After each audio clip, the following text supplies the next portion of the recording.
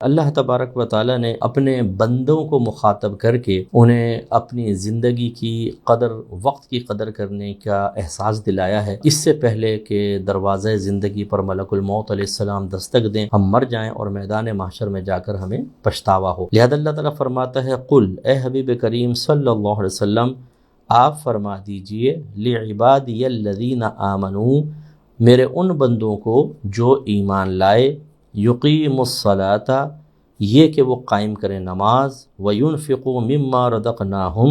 اور خرچ کریں ان چیزوں میں سے جو ہم نے ان کو عطا کیں۔ کس طرح؟ سرًا وعلانیۃً، چھپا کر، پوشیدہ طور پر، اور ظاہر کر کے، من قبلی، اس سے پہلے، ان یأتی یوم، کہ وہ دن آ جائے، لا بیع فیہ ولا خلال، کہ جس دن نہ کوئی خرید و فروخت ہو اور نہ وہاں پر کوئی دوستی یا بھائی چارہ کام آئے۔ تو اللہ تعالیٰ فرماتا ہے اپنے حبیب سے کہ میرے مومن بندوں کو یہ فرمائیے، کیا فرمائے؟ نمبر 1، نماز قائم کریں۔ دیکھیں نماز کی بڑی تلقین آئی ہے اور بار بار اللہ تبارک و تعالیٰ نے، اور ایک قول کے مطابق 700 مقامات پر نماز کا ذکر فرمایا ہے۔ تو اب ہم لوگ کیوں نماز سے غافل ہوتے ہیں؟ یہ تو ایمان والوں کو اللہ تعالیٰ ہوشیار کر رہا ہے، حبیب ایمان والوں، میرے بندوں جو مومن بندے ان سے کہہ دیجئے ابھی نماز پڑھ لو، ورنہ ایسا نہ ہو کہ میدان معاشر میں پہنچے، وہاں کوئی خرید و فروخت نہیں ہوگی، وہاں ہو سکتا ہے کہ تمہارے اپنے بھی اجنبیت کا مظاہرہ کریں اور تمہیں دیکھ کے ہی بھاگ جائیں، کوئی نیکی دینے کے لیے تیار نہ ہو، اس لیے خود تیاری کرو، اور اس کے علاوہ جو ہم نے تمہیں عطا فرمایا اس سے خرچ کرو۔ اور دونوں حالتیں اللہ نے بیان فرما دیں، سرًا بھی اور علانیتاً بھی۔ تو لہٰذا حتی الامکان ہمیں اپنے صدقات پوشیدہ طور پر دینے چاہیے، جیسے بعض روایات میں ہے کہ اس طرح صدقہ کرو کہ اگر سیدھے ہاتھ سے دے رہے ہو تو الٹے ہاتھ کو خبر نہ ہو، یعنی کسی کو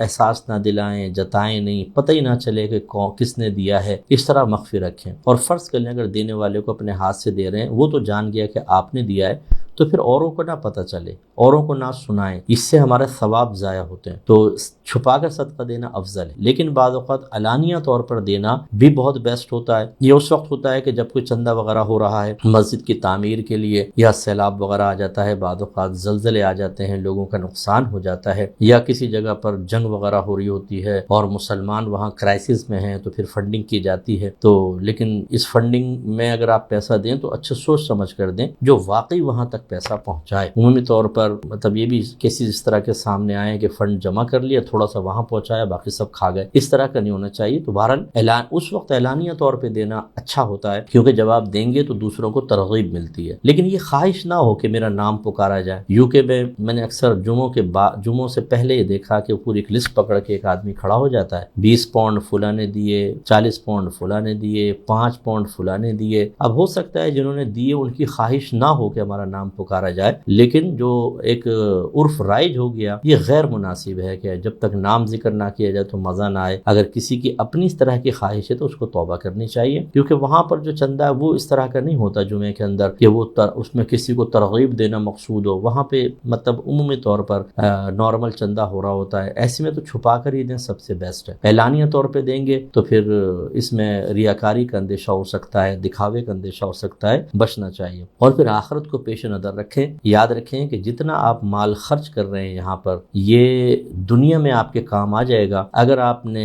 نہیں خرچ کیا تو پھر یہ آخرت میں آپ کے شاید کام نہ آئے۔ نبی کریم صلی اللہ علیہ وسلم نے ارشاد فرمایا، تم میں سے کون اپنے وارث کے مال کو محبوب رکھتا ہے؟ عرض کیا رسول اللہ، ہم میں سے تو کوئی نہیں رکھے گا کہ وارث کا مال ہمیں محبوب ہو۔ فرمایا پس جو تم چھوڑ جاؤ گے وہ تو وارث کا ہے، اور جو تم نے آگے بھیج دیا وہ تمہارا ہے۔ تو اس کا مطلب یہ ہوا کہ جو ہم اللہ تعالیٰ کی راہ میں خرچ کر دیتے ہیں وہ ہمارا ہے، اور اگر ہم چھوڑ جائیں گے وہ ہمارا نہیں ہے، وہ وارث کا ہے۔ اور بعض اوقات اس وارث کے مال سے ہم محبت کر رہے ہوتے ہیں، جیسے میں نے آپ کو کل پرسوں بھی عرض کیا تھا کہ بہت سے لوگ ہم سے پوچھتے ہیں، مجھ صاحب یہ پیسہ ہم فلاں بیٹے کو اتنا دینا چاہ رہے ہیں، فلاں بیٹی کو، بیوی کو، فلاں۔ میں کہتا ہوں بالکل آپ دیں، لیکن ایک سوال یہ ہے کہ اللہ کو کتنا دیا، اللہ تعالیٰ کی بارگاہ میں کیا پیش کیا؟ پھر میں سمجھاتا ہوں کہ دیکھیں آپ جب فوت ہو جائیں گے، ہو سکتا ہے جن کو بڑی محبت سے، پیار سے آپ سونے کے سیٹ دے رہے ہیں، مکان دے رہے ہیں، دکانیں دے رہے ہیں، چلتا ہوا کاروبار دے دے رہے ہیں، ان کے پاس اتنا بھی ٹائم نہ ہو کہ آپ کے لیے ہاتھ اٹھا کر دعا کریں، ہو سکتا ہے اتنا بھی وقت نہ ہو کہ کبھی آپ کی قبر پر آئیں۔ ایسے سے ہم نے اولاد کو دیکھا غافل ہو جاتی ہے، ماں باپ مرے ختم، اس کے بعد وہ اپنے کام دھندوں میں لگ جاتے ہیں جن کے لیے آپ نے پیسہ جمع کیا، جن کے لیے تکلیفیں اٹھائیں، جن کے لیے بسا اوقات حلال کو چھوڑ کر حرام کی طرف بڑھے، اور پھر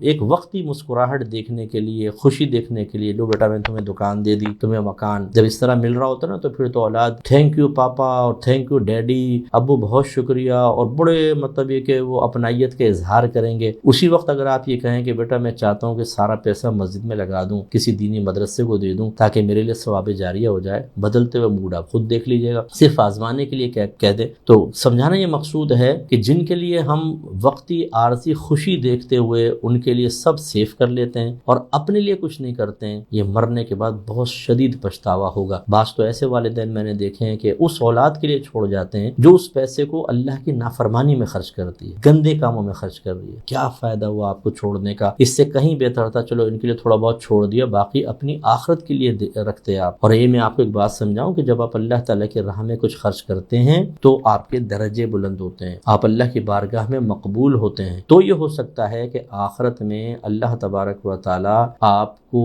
حق شفاعت عطا فرمائے اور آپ اپنی اولاد کو جنت میں لے جائیں، بیوی کو جنت میں لے جائیں، ماں باپ کو لے جائیں، بھائی بہنوں کو لے جائیں۔ لیکن جب آپ خود بھی کوتاہی کریں، عبادات ادا نہ کریں، مال اللہ کی راہ میں خرچ نہ کریں بلکہ جمع کر کے رکھیں اور ان نافرمانوں کو دے کے چلے جائیں، تو وہ نافرمان وقتی دنیاوی عارضی نعمت پا کے تھوڑے عرصہ خوش رہیں گے، اچھی ان کی زندگی گزر جائے گی، لائف سٹائل بہتر ہو جائے گا، لیکن میدان محشر میں جب پہنچیں گے، اللہ نہ کرے ایسا نہ ہو کہ آپ بھی خالی دامن ہوں اور یہ بھی خالی دامن ہوں، پھر کیا ہوگا؟ اس لیے سمجھداری کا تقاضا یہ ہے، میں آپ سب کو یہ عرض کر رہا ہوں کہ آپ اللہ کی بارگاہ میں ثواب جاریہ کریں، ایسے اپنا مال خرچ کریں کہ آپ کے لیے ثواب جاریہ ہو جائے۔ نبی کریم صلی اللہ علیہ وسلم فرماتے ہیں کہ جب انسان مر جاتا ہے تو اس کا نیک عمل منقطع ہو جاتا ہے سوائے 3 چیزوں کے۔ نمبر 1 ثواب جاریہ، نمبر 2 وہ علم جس سے لوگ نفع اٹھاتے رہیں یا دوسروں کو نفع پہنچے، اور تیسرا نیک اولاد جو اس کے لیے دعا کرے۔ تو اس لیے اپنے بچوں کو نیک بنائیں تاکہ وہ دعا کریں اور ثواب جاریہ کریں، اور علم سیکھیں، دوسروں کو سکھائیں، اور خود نہیں سیکھ سکتے، مثلا پورے عالم نہیں بن سکتے، آپ مفتی نہیں بن سکتے، یا سیکھ لیا لیکن سکھانے کی صلاحیت نہیں ہے، تو پھر دینی اداروں جو اہل سنت کے ادارے ہوں، جو اچھے انداز سے چل رہے ہوں، جن میں واقعی بچوں کی اخلاقی تربیت بھی ہو،